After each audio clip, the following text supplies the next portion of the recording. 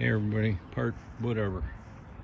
So, Cabages,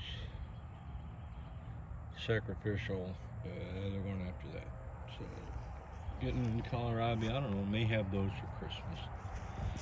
Right, wait till Elizabeth comes. She comes on the 26th or 27th, I forget. So, that's the kohlrabi. Now, the tomato match, you can see I just pick it up and I get under and you see all the tomatoes. Okay, so some of these I'm just going to leave.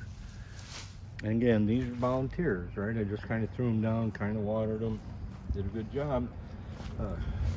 Kept them covered, you know, when it got cold with the hay and stuff. So they obviously ripen. I'm going to just leave those now, see what happens, for how long.